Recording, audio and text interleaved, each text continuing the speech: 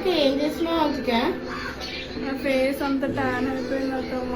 నేను ఏదో ఒక ఫేస్ క్రీమ్ చూడాలని చూస్తున్నా ఆన్లైన్లో, ఏది దొరుకుతలేదు. ఏది దొరుకుతలేదా అందుకే నేను ఒకటి చేసి వెళ్తా పెట్టుకుంటావా అందుకే పెట్టుకుంటా అత్తమ్మ. సరే నాకు చేసి